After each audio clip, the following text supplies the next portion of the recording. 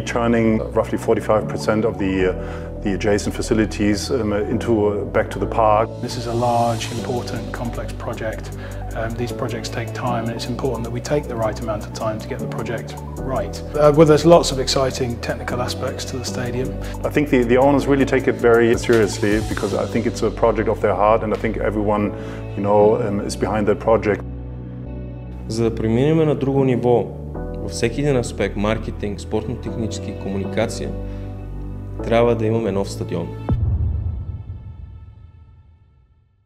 От самото начало ние имахме два основни приоритета. Първият и най-основен беше връщането на емблемата у дома. И вторият беше изграждането на един модерен стадион, както и обновяването на спортната база в Панчарел. Последната година се направиха определени крачки към, мога да кажа, рестартирането на това нашето голямо желание да бъде сбъднато и не само на нас, а и на всички фенове, предполагам,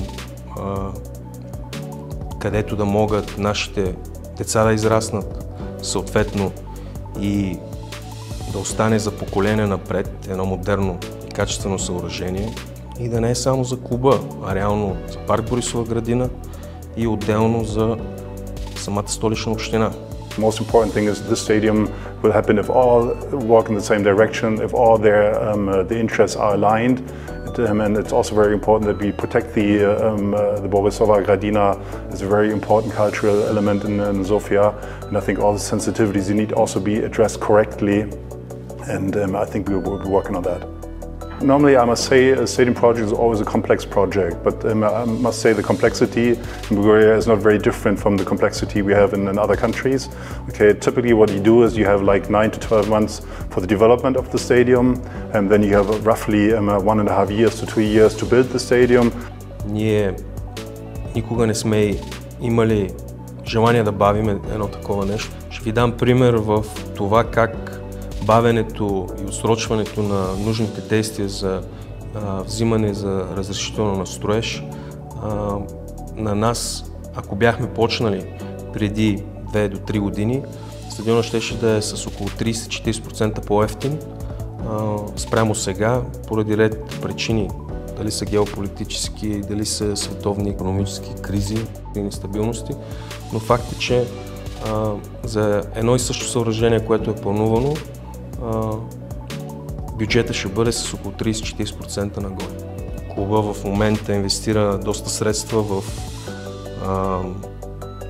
проектиране, проучвания и консултации. Предполагам, много хора в момента смятат, че нищо не се извършва по стадиона, но е точно обратното, тъй като в момента работата, свързана с идейния проект, набляга най-вече на малките и големите детайли относно всеки един аспект по проекта и съответно много време се отделя ежеседмично с различните видове специалисти по всеки един казус, за да може максимално бързо ние да постигнем изработката на идеен проект и съответно продължаването му в технически такъв. Да е много по-детайлен, от което е нужно за входиране пред различните институции, за да може ние да отговаряме на абсолютно всички правни и юридически казуси преди получаването на разрешителното за строеж. The Borisova Gradina is a place which consists of very many different areas.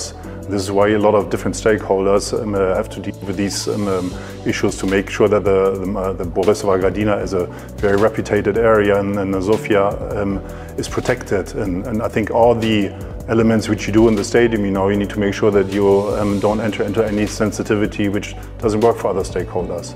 But we will protect it, and we will make sure that that in the end, whatever we deal with our stadium, we will not touch the sensitive areas. I mean, we're following an internationally recognised development time frame, and that's progressing very well. We're on track. We've been creating a really high quality design that we think is going to meet all of the requirements of all of those different stakeholders. So the club are very much part of the design process. It's a very kind of established process where we have a full professional design team. I'm an architect. I act as design director in this project, but behind me are a whole team of experts in architecture, in various different fields of engineering. So they bring bring their special, their expertise to the table. We put proposals on the table in weekly progress meetings with the club, and then the club help us, and they help us with some of the key decisions, so that actually when we come to the end of this process, we have a coordinated and fully agreed sort of design output. Основните ни изисквания към специалистите бяха максимално стадиона да бъде интегриран в парковата среда и да използва възобновяеми източници на енергия и да бъде максимално екоустроен. So the overall look should be part of this park and the green area surrounding it, and also to give back the brand of the club, the colors and everything from the past, from their heritage. Modern stadium has the same capacity, has a much smaller footprint. So basically what we're currently doing is we're putting the stadium inside the existing stadium, and we're respecting the boundaries of the existing stadium. Also we are keeping the embankment with all the trees and stuff around the stadium. So basically we're not touching any sensitive areas in the park. Also, one of the things we're looking to do is retain the existing landscape bunds that sit around the existing stadium. That allows us to maintain all the trees, the mature trees that are on that cover. It allows us to screen the base of the building from view and helps us integrate the building into the park. So we're really trying to have a kind of a smaller impact on the green spaces as possible and make sure that they're fully integrated into the design of the final scheme. The green area and landscaped areas are really important to us on this project. For us, we think it's a great opportunity to give some space back to the park. We are returning roughly 45% of the adjacent facilities back to the park, and we would like to create a public space out of it, because the stadium is not only used for the football club, it's also used for the wider community. So we're sort of clustering all of the facilities around the stadium, and then the front forecourt becomes open and public access. In terms of parking, we're trying to limit parking as much as we operationally can, and we'd look to provide green permeable surfaces. We'd surround those in trees so it screens some of the parking from view. Well, there's lots of exciting technical aspects to the stadium. They range from modern construction methodologies that include things like precast and prefabricated building components that speed up construction and improve quality. There's the integration of state-of-the-art stadium technology systems, including IT, AV, communication systems. But then probably most importantly, we're looking to integrate the sort of latest in environmental building design systems that improve the environmental impact of the building. So we're definitely looking at environmental efficiency. So we're looking to use air source heat pumps that would do some of the heating for the building.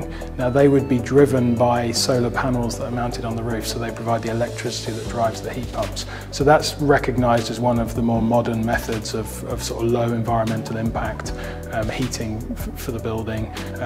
We're looking at advanced rainwater harvesting and sort of irrigation systems, as well as kind of modern and sort of state-of-the-art LED sports lighting systems, which reduces energy consumption, as well as things like low energy fittings through the main buildings, low flow taps, toilets, and all the kind of sanitary fittings. So we're kind of thinking about environmental impact and green measures from the kind of the macro right the way down to the micro. So reducing amount of material that goes into construction, right the way through to implementation of active building measures like the solar panels and the air source heating, right the way down to the kind of very small details of the final fittings that are placed in and around the stadium. We divide the stadia into two parts: the general area, which is the stands and the concessions and toilets and so on, and we have the main building, which hosts the players, the referees, some offices, the media.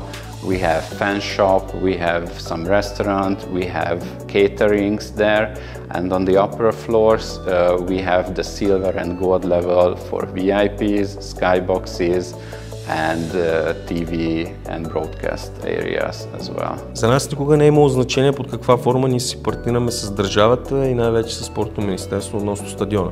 Дали ще бъде под формата на смесено дружество или ще бъде с отстъпено право на строеж, за нас няма абсолютно никакво значение. Ние като инвеститор, който не желае държавата да вкарва нито един лев в изграждането на съоръжението, сме готови на абсолютно всичко, което държавата би предложило на нас за съвместно партньорство, под каквато и да е форма. и ние сме се водили изцяло от тях, тъй като в крайна сметка те са собствениците на имота. Искам да уверя всички, че от наша страна вървиме по план. Ако няма външни фактори и всичко е в наши ръце, ние имаме готовност да стартираме строителството на новия стадион още през пролетта или началото на лятото на следващата година. We talk to the club representatives on a daily basis, okay, because it's very important to understand what they need. I think the owners really take it very seriously, because I think it's a project of their heart, and I think everyone, is behind the project to make sure that it's going to happen. Аз вярвам, че развитието на клуб като ЦСКА преминава през това да има едно модерно спортно съоръжение. За да преминем на друго ниво във всеки един аспект, маркетинг, спортно-технически, комуникация, трябва да имаме нов стадион. И аз силно вярвам, че това ще се случи.